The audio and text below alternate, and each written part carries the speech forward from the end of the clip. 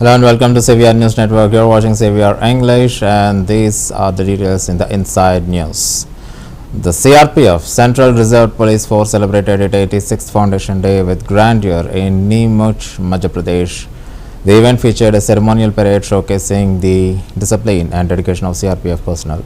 The celebration honored the force's pivotal role in maintaining internal security and its contributions to peacekeeping efforts across the nation.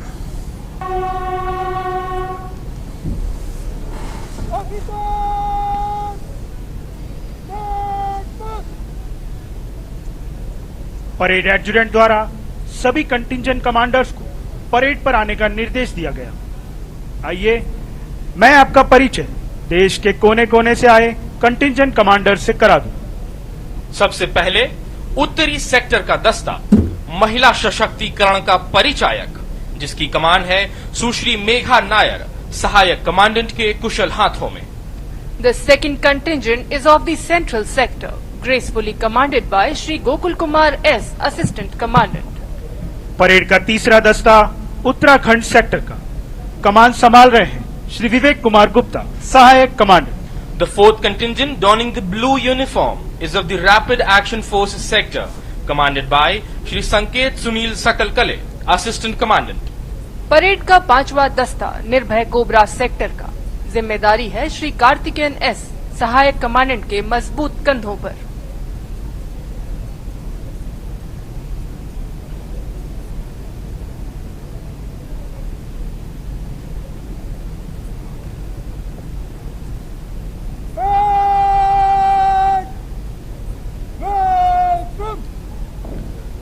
The sixth contingent of the parade is of the Rajasthan sector, commanded by Shri Vikram Kumar Meena, Assistant Commandant. आज की parade का सातवां दस्ता दक्षिणी sector का, जिसकी कमान है श्री विवेक रंजन, सहायक कमांडेंट के हाथों में। The eighth contingent of the parade is of the Madhya Pradesh sector, commanded by Shri Himanshu Kumar Upadhyay, Assistant Commandant. Contingent commanders के परेड पर स्थान ग्रहण करने के पश्चात परेड एडजुटेंट परेड की कमान परेड द्वितीय कमान अधिकारी को सौंपेंगे।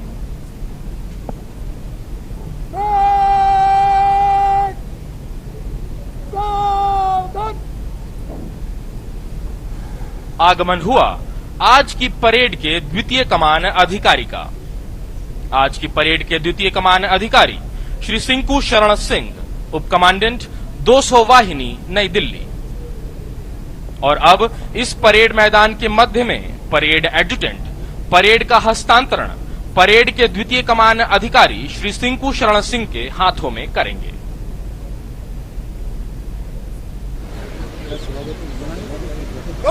राजपत्रित अधिकारी 31 अधीनस्थ अधिकारी 770 अन्य रैंक 86वें सीआरपीएफ दिवस परेड पर उपस्थित है। श्रीमान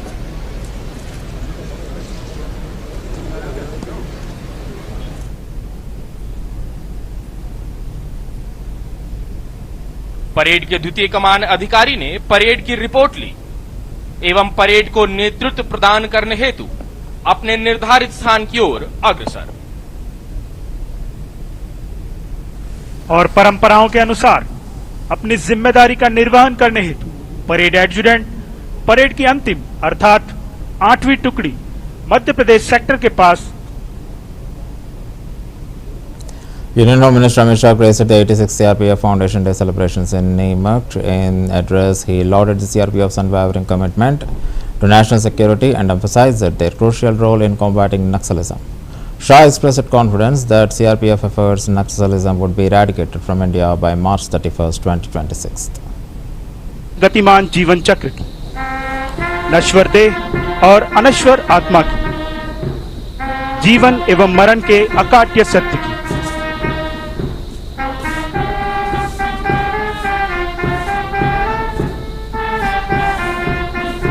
हम आपको अवगत करा दें कि केंद्रीय रिजर्व पुलिस बल के 2264 साथियों ने अपनी कर्तव्य परायणता की राह पर अपने प्राणों का सर्वोच्च बलिदान दिया है। नैनम छिन्दन्ति शस्त्राणि नैनम दहति पावकः न चैनम क्लेदयन्त्यापो न शोषयति मारुतः, अर्थात आत्मा को न शस्त्र काट सकते हैं, न आग उसे जला सकती है, न पानी उसे गला सकता है और न ही वायु उसे सुखा सकती है। और अब शौर्य स्थल विशिष्ट गार्ड द्वारा शोक शस्त्र कर उन अमर वीरों को नमन किया जा रहा है। साथ ही उनके बलिदान के सम्मान में ध्वज को हाफ मास्ट कर नीचे उतारा जा रहा है। सहृदय नमन उन वीरों को जो छोड़ धरा को अमर हुए, जिस माँ की गोद में पले बढ़े, मिल उसकी रज में प्रवर हुए। है धन्य हुई वह कोख मात्र की, जिसने शूरों को जन्म दिया, जो लड़े वतन की रक्षा में, जीवन को भी कुर्बान किया। है लाल हुई यह धरती भी, जिनके लहू के खतरों से शत बार नमन साहस को उनके, जो टूटा नहीं था खतरों से। मातृभूमि की रक्षा कर जो उसके ऋण से मुक्त हुए, देकर बलि अपने प्राणों की, धरती की गोद में सुप्त हुए। सदियां भी याद रखेंगी उनके देश प्रेम बलिदान को, अतुलनीय साहस, पौरुष और आत्म अभिमान। In Dhamma, Madhya Pradesh, NHRC member Priyank Kanungo voiced serious concerns over the health department's handling of a case involving a fake doctor accused of performing unauthorized heart surgeries. Kanungo criticized the inaction despite clear evidence of forged documents and highlighted the negligence in the investigation process, stressing the need for the accountability and justice for the victims. देखिए, अभी आयोग ने जो जांच team भेजी थी उसकी जो दस्तावेज उन्होंने यहाँ से एकत्रित किए, जो स्टेटमेंट्स लिए, उस सबको एनालिसिस करके प्रोसीडिंग के फॉर्म में हमारे पास रखेंगे। उसके बाद जब आदेश निकलेगा तो उसके बारे में फिर हम आपको बताएंगे। बाकी जो आदेश होगा उसकी परिपालना के लिए जब वो शासन को भेजा जाएगा तो उसकी कॉपी आप लोगों को जाहिर है पब्लिक डोमेन में रहेगी तो मिल जाएगी। लेकिन मैं यह बताना चाहूंगा, जिस प्रकार की कार्रवाई स्वास्थ्य विभाग द्वारा की गई वो चिंताजनक है। डॉक्टर का सर्टिफिकेट जाली होना ये तो प्राइमा फेसा ही पता चलने वाली बात थी। इसमें सीएमएचओ की जो जांच थी वो किन कर्तव्य मूर्ता की तरफ उनको ले गई है, कर्तव्यहीनता की तरफ उनको ले गई है।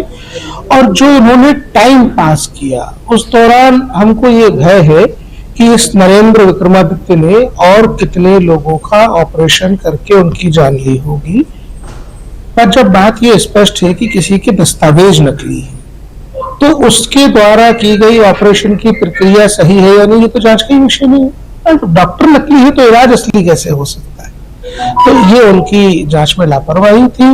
हमको स्थानीय लोगों ने ये बताया कि जो अस्पताल का मालिक है वो अजय लाल है और उसको बचाने के लिए सरकारी अधिकारियों ने इस प्रकार की कर्तव्यहीनता का प्रदर्शन किया है। हमने संज्ञान में ये विषय लिया है।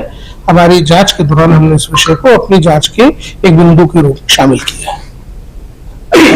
होता है जब आपका आगमन होता है, उसका आगमन होता है, तो इस बात के लिए आपको प्रसन्न होना चाहिए कि राष्ट्रीय मानवाधिकार आयोग के कार्य करने की प्रणाली इतनी अच्छी है कि इस प्रकार के अपराधियों के हौसले बुलंद नहीं हो पा रहे हैं।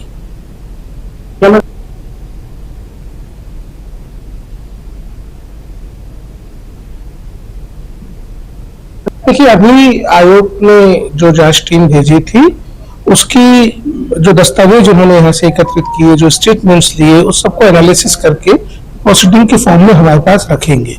उसके बाद जब आदेश निकलेगा तो उसके बारे में फिर हम आपको बताएंगे। बाकी जो आदेश होगा उसकी परिपालना के लिए जब वो शासन को भेजा जाएगा तो उसकी कॉपी आप लोगों को जाहिर है पब्लिक डोमेन में रहेगी तो मिल जाएगी। लेकिन मैं यह बताना चाहूंगा, जिस प्रकार की कार्रवाई स्वास्थ्य विभाग द्वारा की गई वो चिंताजनक है। डॉक्टर का सर्टिफिकेट जाली होना ये तो प्राइमा फेसा ही पता चलने वाली बात थी। इसमें सीएमएचओ की जो जांच थी वो किन कर्तव्य मूर्ता की तरफ उनको ले गई है, कर्तव्यहीनता की तरफ उनको ले गई है। और जो उन्होंने टाइम पास किया उस दौरान हमको ये भय है कि इस नरेंद्र विक्रमादित्य ने और कितने लोगों का ऑपरेशन करके उनकी जान ली होगी। पर जब बात ये स्पष्ट है कि किसी के दस्तावेज नकली है तो उसके द्वारा की गई ऑपरेशन की प्रक्रिया सही है या नहीं, ये तो जांच का विषय नहीं है। डॉक्टर नकली है तो इलाज असली कैसे हो सकता है? तो ये उनकी जांच में लापरवाही थी। हमको स्थानीय लोगों ने ये बताया कि जो इस अस्पताल का मालिक है वो अजय लाल है और उसको बचाने के लिए सरकारी अधिकारी। The Mumbai Metropolitan Region Development Authority has commenced train trials of Phase 1 of Metro Line 2B stretching from DN Nagar to Mandali. This 23.643 km elevated corridor aims to enhance connectivity across Mumbai, linking key metro lines and reducing travel time by up to 75%. The trial will assess technical and safety systems before the line becomes operational.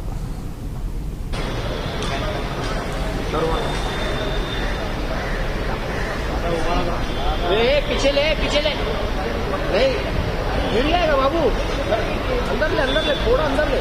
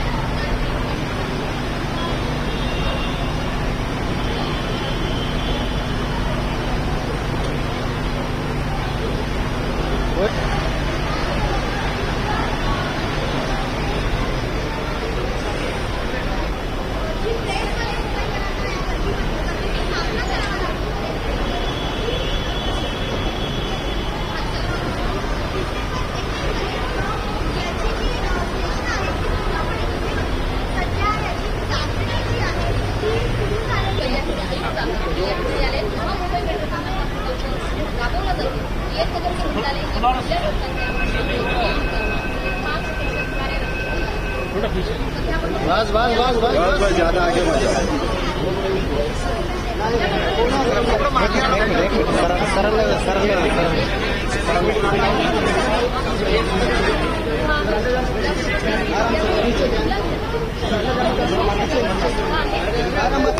काय करणार आहे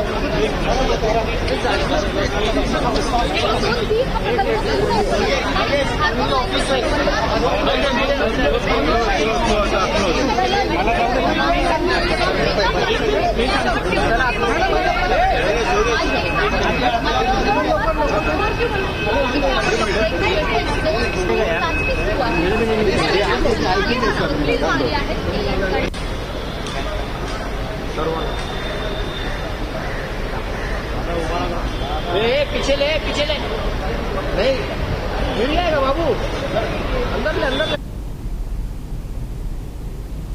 Uttarakhand Chief Minister Pushkar Singh Dhami and Union Minister Ashwini Vaishnav attended the breakthrough event of Tunnel T8, a significant milestone in the Rishikesh-Karnaprayag broad gauge rail link project. The 14.57 km tunnel, India's longest rail tunnel, connects Devprayag to Janasu and is expected to boost regional connectivity and economic development.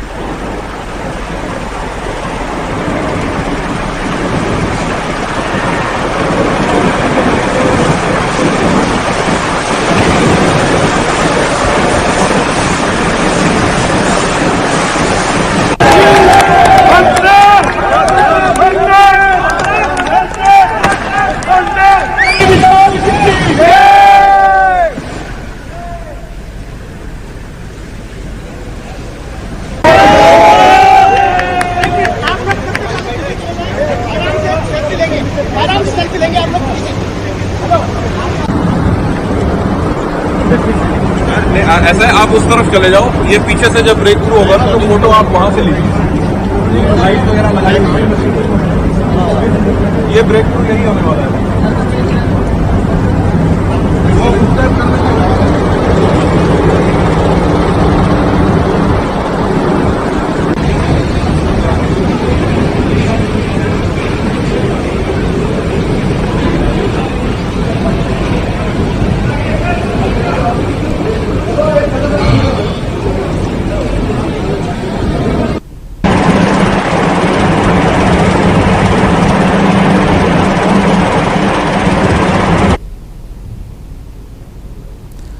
Jamnagar MLA Raviba Jadeja inaugurated the first phase of a 500 crore project aimed at widening and cleaning the ancient Rangmati and Nagmati rivers.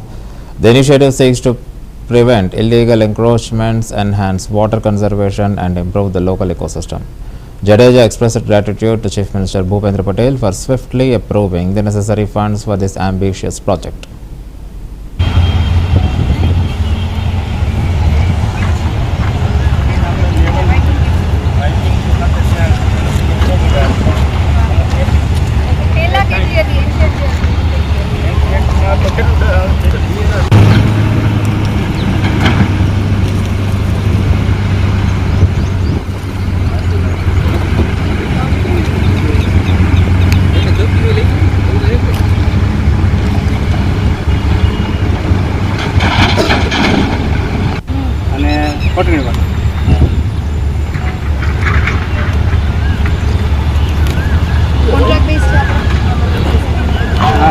Reliance ના છે અને corporation સોનીમાં અને બિલ્ડરો જે ફાળો આપ્યો એમાં okay એમાંથી arrange કર્યું દરરોજનું રેકોર્ડ અને ગૂગલ આપણે ઓકે અને વર્કિંગ અવર્સ કેટલું સવારે કેટલા વાગે 10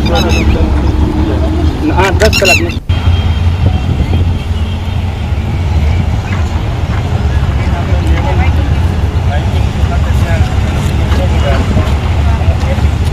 પહેલા કેટલી હતી એન્શિયન્ટ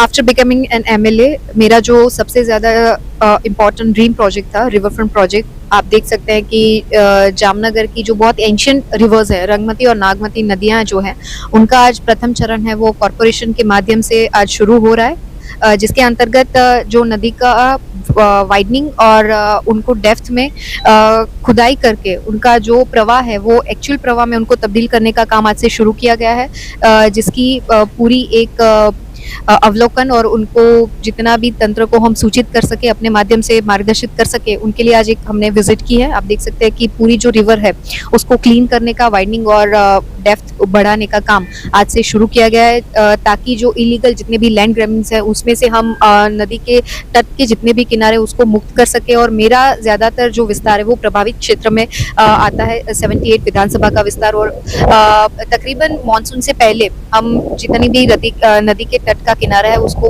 वाइडनिंग करके मानसून का जितना भी वाटर कंजर्वेशन है उसमें ये नदी को हम इंक्लूड कर सके और मानसून का बारिश का जितना भी पानी है उनका संवर्धन कर सके। उसके हेतु से ये जो पूरा जो एक प्राथमिक स्टेज है आज हमने इनिशिएट लिया है और मानसून से पहले ये हम कंप्लीट होने की आशा व्यक्त करते हैं। और इस मौके पर मैं हमारे आदरणीय मुख्यमंत्री जी का भी बहुत बहुत धन्यवाद करना चाहूंगी कि जिन्होंने बहुत ही जल्दी ये प्रोजेक्ट को सैंक्शन किया।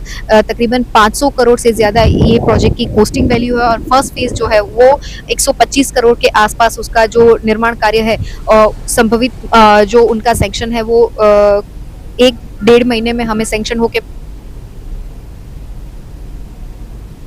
In Murshidabad, Dilian area security forces remain deployed following the violent protests against the Waqf Amendment Act on April 11th. The unrest led to significant disruptions with local business, including the fish vendors, reporting losses. Authorities have arrested over 150 individuals and formed a special investigation team to probe the incidents, while efforts are underway to restore normalcy in the affected regions.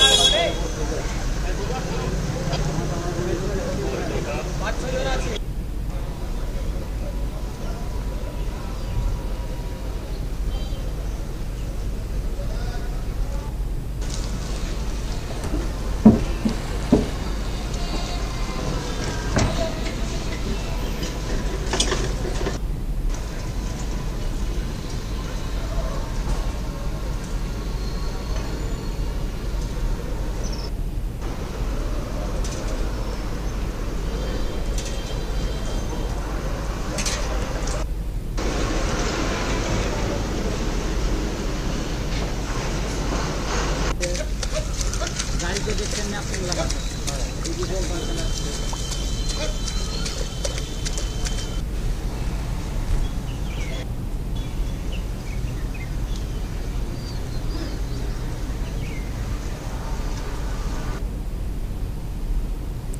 perplexing incident at Kota Medical College, Rajasthan, a paralyzed father of an accident victim was reportedly operated on by mistake. The son Manish, who had sustained injuries in an accident, recounted that he had asked his father to wait outside the operation theatre. However, during his own surgery, his father inexplicably ended up with stitches, raising serious concerns about the procedural lapses. Authorities are investigating the matter to determine how such a grave error has occurred.